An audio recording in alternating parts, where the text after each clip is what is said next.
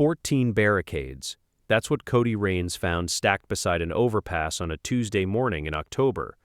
Orange plastic fading to the color of old rust, leaning against each other the way things lean when nobody's coming back for them. He almost walked past them. That's the part worth sitting with. He almost kept walking, head down, moving toward the gas station, 2 blocks east where a guy named Marcus sometimes shared a cup of coffee and didn't ask questions. But something about the way those barricades were stacked, not thrown, not tumbled, but stacked, made Cody stop. Someone had arranged them. Whoever did that had also left. Cody was 22 years old.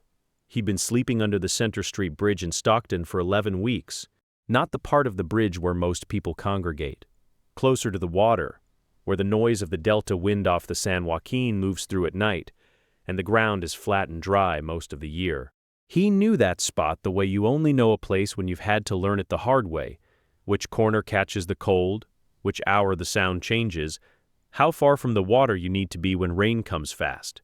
He had a sleeping bag rated to 40 degrees that he'd found outside a REI donation bin in August, a black duffel with 2 changes of clothes, a headlamp, a small fixed-blade knife he kept folded in a sock, and a composition notebook he wrote in every few days. He wasn't writing anything important. Lists, mostly. Things he'd eaten, things he needed. Observations about the bridge. He'd been doing that since he was a kid, making lists to feel less like everything was flying apart. Before the bridge, there was a room in a house in North Stockton, shared with 3 other guys, $60 a week. Cash. Before that, a couch in an apartment that belonged to a friend who stopped being a friend. Before that, a storage unit for 6 weeks. That's a whole other story. The thread that connected all of it was the same thread, each step smaller than the one before, each place less stable, until the bridge, which at least didn't pretend to be anything other than what it was. The barricades were the Type 3 kind, the ones you see blocking off-road construction zones, plastic, hollow-bodied with feet that splay out on either side for stability. One was roughly 4 feet tall. The plastic was thick enough to hold shape.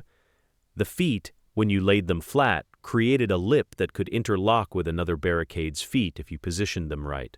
Cody knew this because he stood there for 20 minutes, figuring it out with his hands before he moved a single one. He looked around first. That's important to the story. He wasn't impulsive. He looked at the overpass above him, at the sidewalk, at the traffic moving on the road 40 feet away. He looked to see if anyone was watching him look at the barricades. Nobody was. A woman walked past with a stroller and didn't look up. A pickup pulled through the intersection and turned north. The barricades just sat there. He picked one up. It was lighter than it looked. Maybe 12 pounds. Maybe less. He carried it the 200 yards back toward his spot under the bridge, set it down, and went back for another. He made 7 trips. The thing about moving 14 traffic barricades by yourself over 200 yards is that it takes a while, and it's the kind of task that is both physically simple and mentally consuming in exactly the right proportion.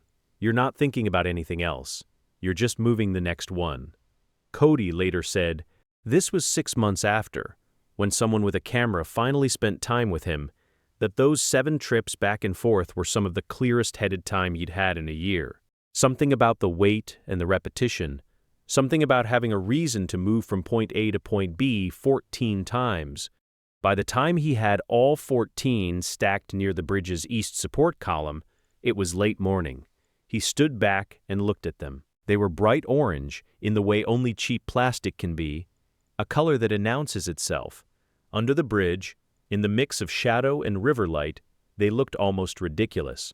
He didn't care. He knew what he wanted to build. He'd been thinking about it on the trips. A 3-sided enclosure, north wall, west wall, south wall, with the bridge support column serving as the east anchor. The support column was concrete, roughly 2 feet in diameter, and it was the most solid thing in his life at that moment. He wanted to build around it, not lean on it exactly, but use it the way a corner uses 2 walls. The column becomes the fixed point that everything else references. The feet of the barricades were the key. When you stand a Type 3 barricade upright, The feet splay outward on the narrow sides. If you stand two barricades facing each other with feet interlocked, they brace against each other and resist tipping. Cody worked this out standing up the first pair and watching them. They didn't fall. He pushed them from the side. They moved maybe 2 inches and settled back. He pushed harder. They moved 3 inches and came back. That was enough. He stood 6 barricades in a row for the north wall, feet out, interlocked at the base the way you'd link hands. Then he bent the line at a right angle going south, 4 more barricades for the west wall. Then the south wall, 4 barricades to close the third side. That left the east side open toward the support column. The column sat 8 feet away. He wasn't closing that gap yet. He needed to think about the roof. There was no roof material in that first day. He just had the 3 walls. He stood inside the structure and turned around. It was roughly 7 feet long and 5 feet wide. The walls were 4 feet high. The barricades themselves were a foot or so thick because of the feet. Inside, he had a space that was real, defined. 3 sides of solid orange plastic, the bridge above, the column behind him. He sat down inside it. He sat there for a long time. There is something that happens when you've been without walls for a while and then walls appear. It doesn't matter what the walls are made of. The body registers it before the mind does. The shoulders come down. The breathing changes. Not because the walls do anything. It wasn't any warmer inside. The wind still came through the open east and the gaps between barricades, but because the walls exist and you're inside them, and the outside is somewhere else. Cody sat in there until the light started to shift in the late afternoon. Then he got up and started thinking about the roof. He knew what he needed, something rigid or semi-rigid that could span the 5-foot width and not collapse under its own weight. He also needed enough of it to cover the full length. He didn't have that material yet. What he had was a roll of painter's plastic he'd been using to sleep on, some zip ties. He always carried zip ties. And a tarp that was more whole than tarp. That first night, he slept inside the 3 walls with the painter's plastic draped from the top edge of the north wall barricades across to the bridge support column, held in place with zip ties looped through the barricade handles and knotted around a rebar stub that stuck out from the column about 2 feet up. The plastic sagged in the middle and let in cold air from both open ends, but it cut the wind on the north and west and south. The bridge above gave him the overhead protection he actually needed. The plastic was just to hold warmth. It was the first night in 11 weeks he didn't wake up 3 times. He woke up once. The plastic had shifted and 1 zip tie had slipped and a section of the north edge was lifting in the wind. He retied it in the dark, the headlamp clipped to his jacket collar, and went back to sleep. That was the only interruption. In the morning he made a list. He listed what the shelter needed: a proper roof, not plastic sheeting, something rigid, like corrugated plastic or polycarbonate or plywood, whatever he could find. A way to secure the barricade walls together at the top so they couldn't spread apart over time. Some kind of ground cover inside, because the concrete was cold and hard and the painter's plastic was doing double duty. A way to block the open east side partially to keep wind from cutting straight through, while still leaving an entrance. He thought about the entrance for a long time. An entrance is a decision. Where you put it is a decision about how you want to move through your own space, where you want to come from, and where you want to go. He decided the entrance should be on the south side, the 4th barricade from the column end, pulled out by a foot and angled slightly so it created a natural chicane. You'd walk in from the south, step slightly to the left, and the wall would be behind you. No one could see directly into the interior from 30 feet away. That mattered. Over the next 5 days, Cody moved in and out of the shelter and the city the way most people move through a workday. He had things to do.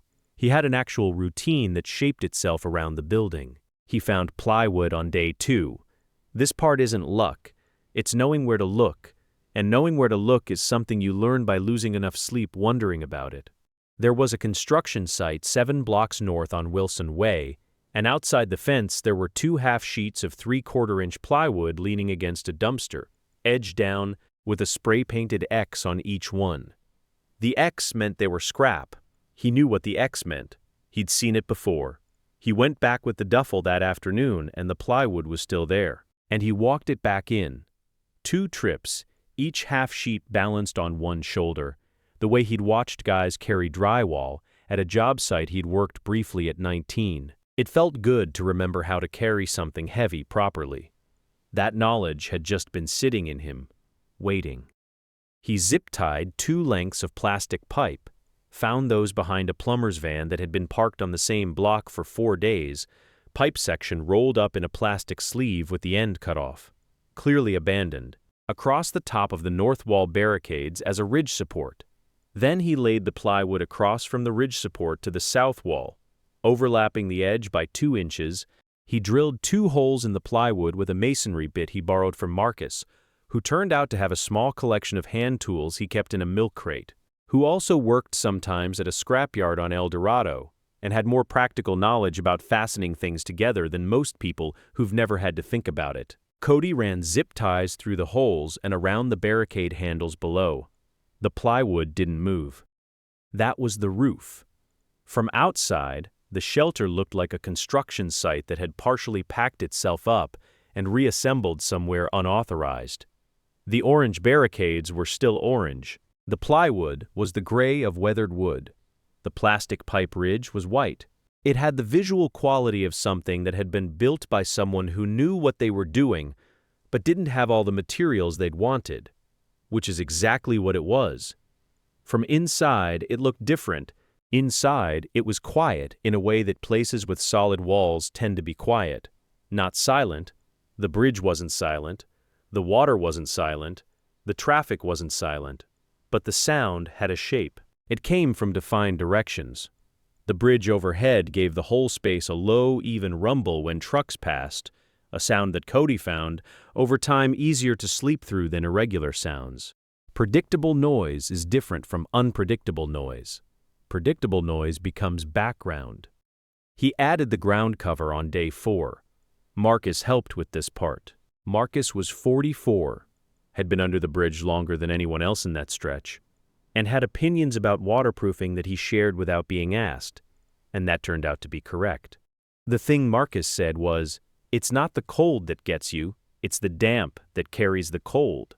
The concrete pulls moisture up through anything thin. You need to break the contact between the concrete and whatever you're lying on, not just cover it."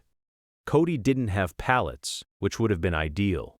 What he had was a collection of foam pieces, 2 sections of carpet pad from an alley off Hunter Street, a piece of closed-cell foam he found still in packaging near an HVAC unit behind a strip mall, and a yoga mat that had been left folded on a bus stop bench for 3 days.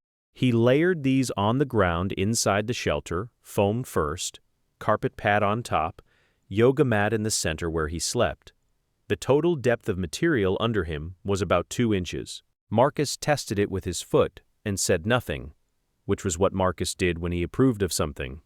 The east side, the open side facing the column, got a partial close on day 6.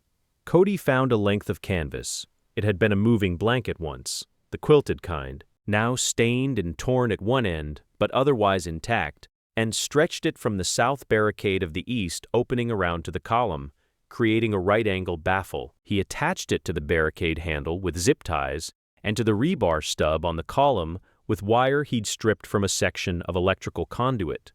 The canvas wasn't rigid. It moved when the wind came through from the east, but it moved forward, toward him, rather than in.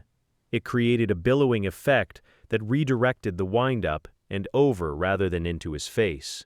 That was what he'd wanted. He stood outside the completed shelter one morning and looked at it for a while. Not with any particular feeling, he'd say later, in his measured way that he didn't think of it as finished, so much as sufficient. It was sufficient. It did everything it needed to do. It kept the wind from 3 sides. The plywood roof shed light rain. The floor kept the cold at a distance. The column stood at his back like a given. The entrance angled so you came in from a direction where you weren't exposed before you were inside. He started sleeping better. Not good sleep. The bridge was still the bridge, and good sleep under a bridge is a goal, not a fact, but better. longer stretches, fewer interruptions from cold. The shelter held a pocket of warmth that his body generated, and the walls held in, not much but enough to be measurable in how he felt in the mornings. He started waking up at the same time each day, which is a thing that happens when your body starts trusting the environment enough to run its internal clock again. Cody had grown up in Modesto, an hour south, in a house that was never quite stable. His mother worked 2 jobs most of his childhood. His father was in and out in the way. Some fathers are present enough to be disappointing, absent enough to leave a gap. He had a younger brother named Owen, who was 16 now and lived with their grandmother in Fresno. He sent Owen a message every few weeks from the library on Sutter Street, where you could use a computer for 45 minutes. He never said where he was. He told Owen he was working things out. Owen replied with short messages that Cody could tell were careful, not asking too much, trying not to worry, the kind of restraint that's too mature for a 16-year-old and makes you ache a little when you think about where that restraint comes from. Cody had a high school diploma. He'd worked at a warehouse in Modesto for 2 years after graduating. Legitimate work, 40 hours a week, decent money for someone who didn't need much. Until the warehouse automated a section of the floor and the hours got cut and then cut again, and then the job was gone. He'd tried other things, construction day labor, which was sporadic and hard on your body, a job at a call center in Stockton that lasted 3 months before he couldn't take the pace and the pressure, a short stint helping a man named Dale who did small engine repair out of his garage and paid cash and was a genuinely good employer, but whose business was failing before Cody arrived and failed completely about a month after. None of it was one catastrophic thing. It was the accumulation, the way small bad luck compounds when you don't have anything to buffer it. He'd been in Stockton when the housing fell apart. He'd had the room in North Stockton. He'd had $60 a week for that room. When one of the other guys stopped paying and the landlord, a man who owned 4 such houses and checked on them infrequently, finally showed up and told everyone they had 30 days, Cody had 60 days of savings, which wasn't enough for a deposit and first month anywhere in the city. He looked. He made calls. He applied for 2 rooms and a studio. He was declined for the studio because his credit showed a collections account from a medical bill 3 years earlier. One of the rooms fell through. The other cost more than he could sustain. And then the 30 days were up. He never thought of himself as the kind of person who would be under a bridge. Nobody does.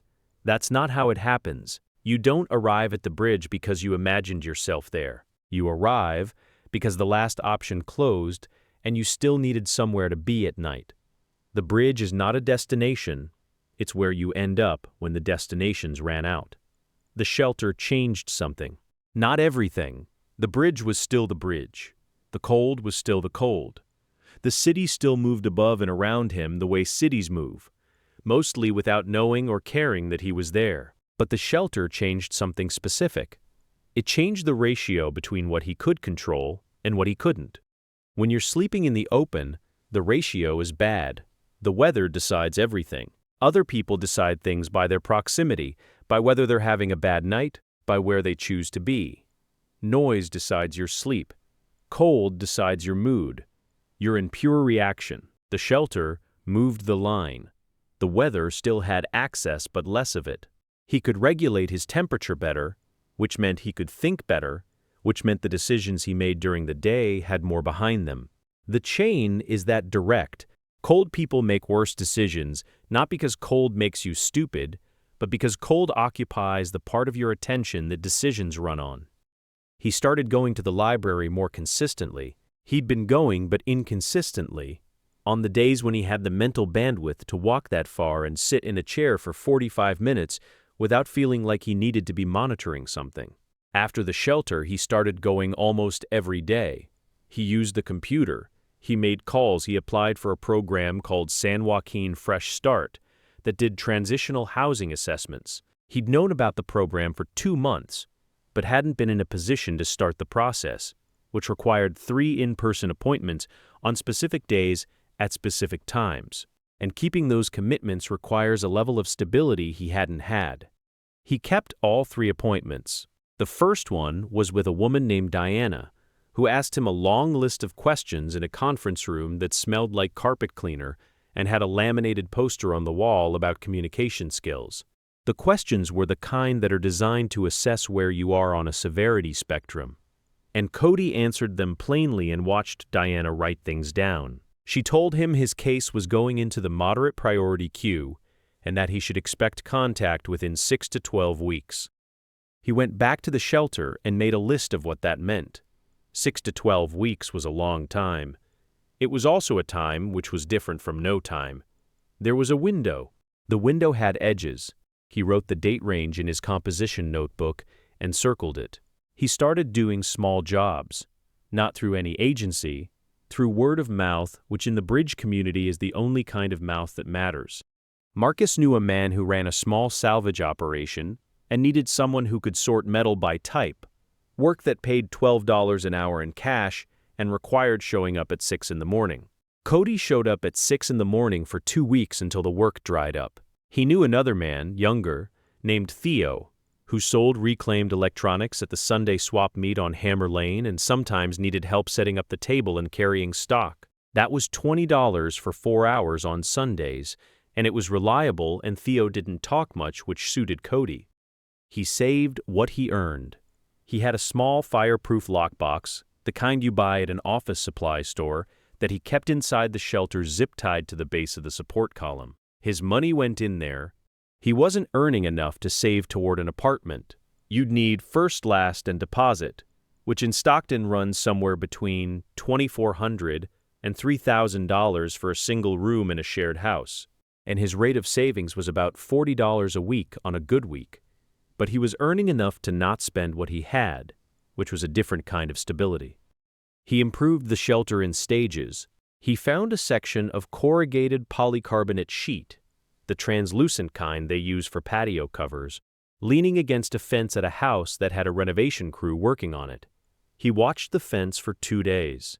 The crew took the materials they needed and left the rest, and on the 3rd day the fence had a note on it that said, "Free," and he took the polycarbonate. It was heavier than the plywood, longer and awkward to carry alone, but he'd thought about how to do it before he went, and he'd brought a piece of rope. He rolled it into a cylinder and carried it slung over one shoulder and walked the 6 blocks back in stages. He replaced the plywood roof with the polycarbonate on a Saturday morning when the weather was clear. The polycarbonate let in light. That was the thing he hadn't expected to matter as much as it did. Light came through the roof in the mornings. Not direct sunlight, but diffused gray-white light, and the inside of the shelter stopped feeling like a cave and started feeling like a room. He used the plywood for the east side partial wall, cutting it roughly with a handsaw borrowed from Marcus. You cut 3/4 plywood slowly and with a lot of effort when you don't have the right tools. But you can cut it, and using the larger piece to create a fixed panel on the lower half of the east opening, from ground to about 2 feet high, and the canvas moving blanket above that, so the lower section was solid and the upper section was still flexible. The wind baffle this created was more effective than the canvas alone. You could feel the difference when you stepped inside. The interior pressure was different. It held. He had the shelter for 4 months before the contact from Fresh Start came. 4 months is a long time to be somewhere that isn't supposed to be permanent. It's also long enough to make something yours, not in a legal sense, not in any official sense, but in the sense that you know every sound it makes at night, every way the light moves through it across the day, everything that needs adjustment when the weather changes.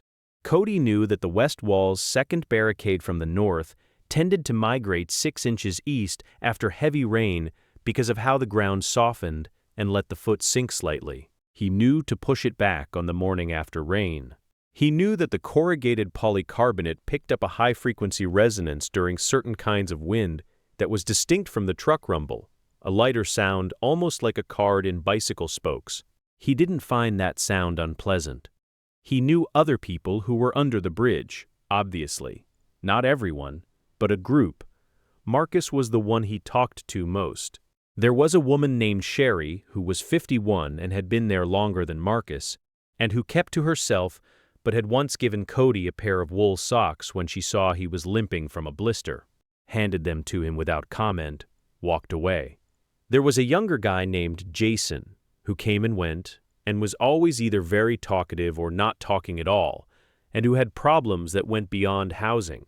There were others, faces he recognized, a nod or a word exchanged, the low-intensity social life of a specific kind of place. None of them built anything like what Cody built.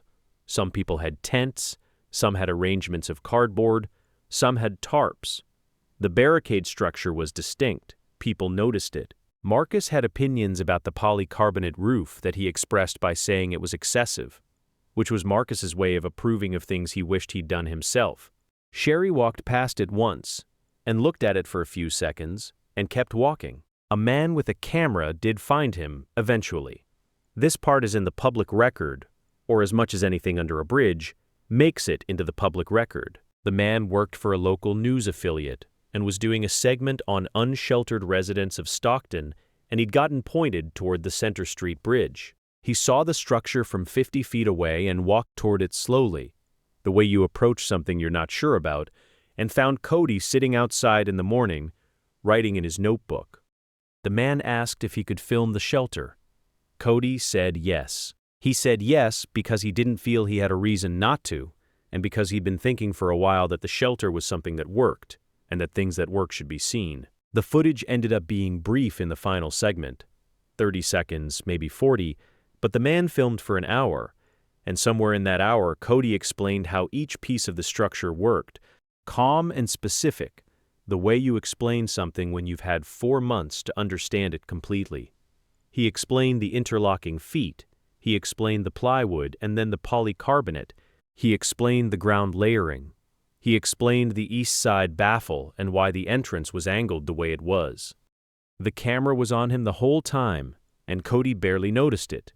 He was looking at the shelter. The fresh start contact came on a Thursday.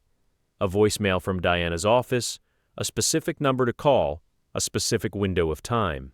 He called from the library on Sutter Street, standing in the phone area between the reference section and the computers, using his own cell phone that he kept charged at the library and at a charging station at the Walmart 2 miles east.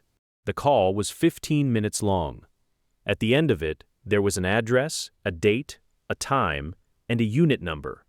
He wrote it in the composition notebook. Then he went back to the bridge. He packed the duffel that evening. He was deliberate about it. He folded each piece of clothing the same way he always folded it, which was the way his grandmother had shown him when he was 8. Fold in thirds lengthwise, then roll because rolling takes less space and keeps the shape better than flat folding. He packed the headlamp, he packed the notebook. He packed the fixed blade knife in its sock. He packed the lockbox with the money inside it. He left the shelter standing. He didn't take it apart.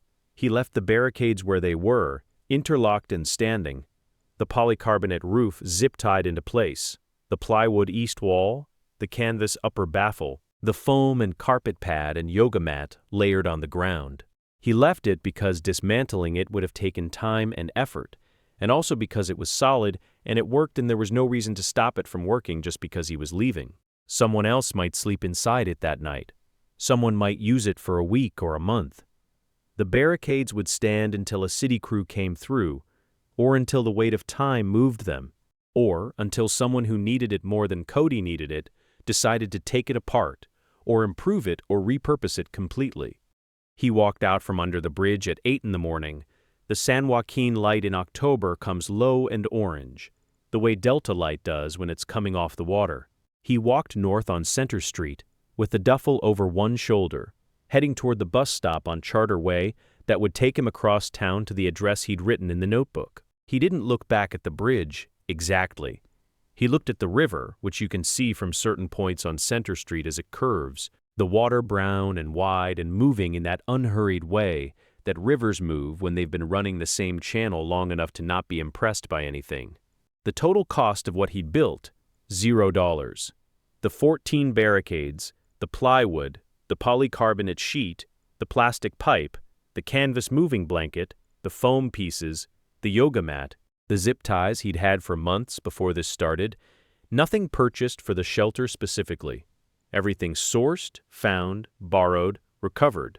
The cost of the zip ties themselves, the ones he'd had on hand, maybe $4 worth, bought at a dollar store 2 months before the Barricades for unrelated purposes now serving this one.